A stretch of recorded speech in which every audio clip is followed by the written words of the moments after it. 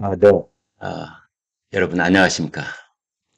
뭐 어느 나라 정치든 비슷한 부분이 있을 겁니다. 우리나라뿐만이 아니라 이웃나라 일본도 그렇고 서유럽도 그렇고 미국도 그렇고 이른바 뭐 드라마 제목 같기도 합니다만 사랑과 배신, 의리와 배신 이런 것들이 손바닥 뒤집듯 일어난다.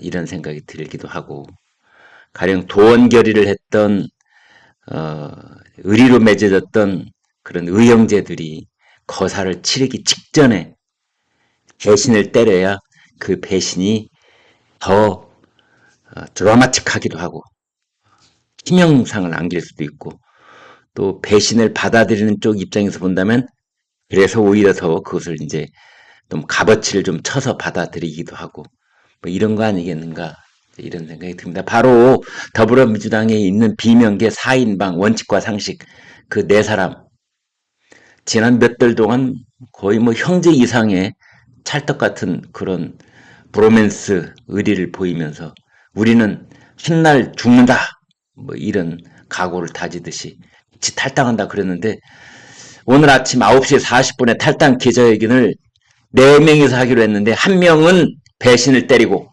잔류한다. 윤영찬 동아일보 기자 출신이죠. 네. 이낙연 전 더불어민주당 대표 내일 탈당 선언한다는 그 사람 이제 같은 신문사 후배이기도 합니다. 윤영찬 그렇죠. 뭐 네이버의 부사장도 했고 문재인 정권 때 국민소통 수석을 했지 않습니까? 그래서 지금 더불어민주당에 쭉 있어 왔는데 아무튼 비명계 쪽이었습니다. 그러다가 이제 공천이 위태로워지니까 거기서 자기도 이제 탈당 카드를 계속 반지작거리고 있었는데 그 지역구에 사정이 급작스럽게 생겼습니다. 거기에 원래는 친명계 쪽에서 자객공천이 내려온다 돼 있었는데 현근택이라고 민주연구원 부원장 이 사람이 성희롱 발언 논란에 휩싸이면서 갑자기 그 윤리감찰단 공차를 지금 받기 시작했습니다. 따라서 이 사람이 경기 성남의 그 이 지역구에 이 자객공천이 머물 수 있게 된 겁니다. 그래서 윤영찬의 지역구가 살아남을 수 있게 된 겁니다. 그러자 윤영찬이 자기는 남겠다. 이렇게 된 겁니다. 이 소식을 비명계 4인방 중에 나머지 3사람은 그 윤영찬의 잔류 발표를 직전에 전해 들었답니다. 직전에 오늘 아침에 기자회견 하기 직전에 얼마나 배신감 느꼈겠습니까? 얼마나 배신감 느꼈겠습니까? 정말 그런 거 참 기가 막힙니다. 그런데 이 저 비명계 이제 3인방이죠. 4인방이 아니라 3인방 떠나면서 양심 때문에 못 해먹겠다. 민주당에서는 양심 때문에 더 이상 못하겠다. 그래가지고 사람들이 또 쓴웃음을 짓기도 했죠. 그렇다면 윤영찬은 어제까지는 양심이 그 네 사람 함께 양심이 그렇게 살아있다가 오늘 아침에 갑자기 윤영찬은 양심이 없어진 거냐.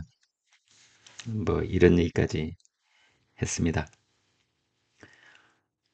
더불어민주당 비명계 의원 모임 원칙과 상식 이원욱, 김종민, 조응천 오늘 아침 탈당 선언했습니다.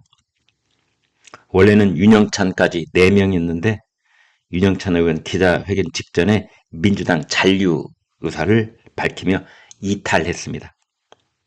그래서 이원욱, 김종민, 조응천 9시 40분 탈당 기자회견.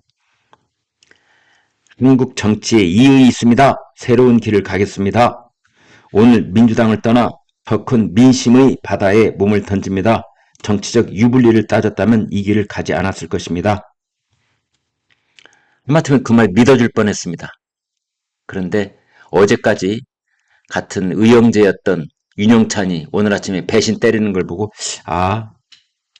정치적 유불리를 떠나 어쩌고저쩌고 하는 말 이거는 입술에 침도 안 바르고 하는 말이구나. 진정성을 하나도 못 믿겠구나. 윤영찬을 봐라. 공천 줄 것 같으니까 자기 지역구에 자객 공천 내려온다는 사람에게 현근택 바로 감찰에 들어가서 그 사람이 내려오지 못할 가능성이 커지니까 갑자기 잔류한다고 해버리잖아. 그러면 나머지 세 사람도 우리 보고 어떻게 믿으라고? 믿을 수 없는 거죠. 그런데 정치적 유불리를 따졌다면 이 길을 가지 않았을 것. 아마 본인들도 그 말하면서 좀 민망했을 겁니다. 지금까지 이재명 대표 물러나라, 비대위 꾸려라, 이 요구를 뭐 오늘까지 최후 통첩을 했었거든요. 근데 이제 이재명 대표는 이런 거에 대한 아무런 일절 반응 보이지 않고 오늘 서울대병원 퇴원하면서 퇴원 메시지만 내놨잖아요.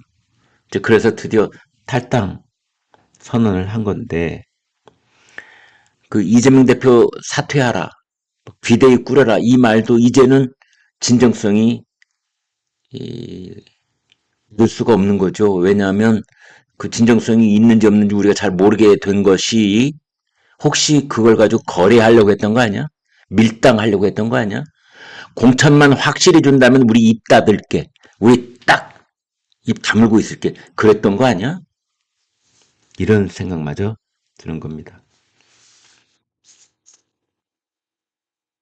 뭐 대한민국 정치는 실패했다. 승자 독식 때문이다. 미래로 가는 개혁 대연합을 제안한다. 이제 그랬는데요. 대한민국 정치는 실패했다. 승자 독식 때문이다. 이 말을 제가 패러디를 해본다면 우리들의 정치는 실패했다. 공천 탈락 때문이다. 이렇게 비아냥 버려줄 수도 있는 겁니다. 뭐 떠나는 사람들에게 안 된 얘기입니다만은 이제 그런 겁니다. 네 명이 함께 하겠다고 하다 한 명이 이탈하는 걸 보고 그런 생각을 안 먹을 수가 없는 거죠. 미래로 가는 개혁 대연합을 제안한다. 이것은 이제 이낙연, 이준석 그쪽에다가 러브레터 보내는 겁니다. 우리 함께 하자. 우리는 현역 배지야, 현역 배지. 당신네들은 없잖아. 우리는 금배지가 지금 세 개가 여기 반짝이고 있으니까 우리하고 손잡자.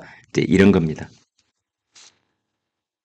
윤영찬 의원은 이 사람들이 기자회견 하기 전에 30분 전에 페이스북을 통해서 민주당이 남기로 했습니다. 어렵고 힘든 결정이었습니다. 지금까지 함께 해온 원칙과 상식 동지들에게 미안하고 미안할 따름입니다. 뭐 이런 말을 했습니다. 아무튼 그 나머지 탈당한 세 사람들 윤영찬 의원이 잔류 결정한 것을 기자회견하기 직전에야 전해 들었답니다. 아마 그 배신감에 치를 떨고 있을지도 모르겠어요. 윤영찬 경기 성남시 중원구가 지역구인데요. 여기 원래는 친명계 현근택 변호사 오기로 돼 있었는데 성희롱 발언, 너희 부부냐? 닮냐? 뭐 이런 말을 경기도 정치인의 비서한테 여성 비서한테 했다가 이게 크게 지금 문제가 돼 있습니다. 결국은 그렇게 돼 있습니다. 그래서 정치인들한테 원래 뭐 양심을 기대하는 거는 아니었고 무슨 양심입니까? 다 공천 따라 움직이는 거죠.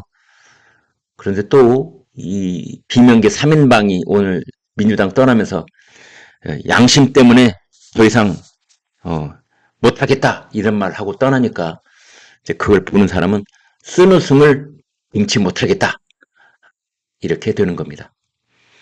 여기까지 하겠습니다. 여러분 고맙습니다.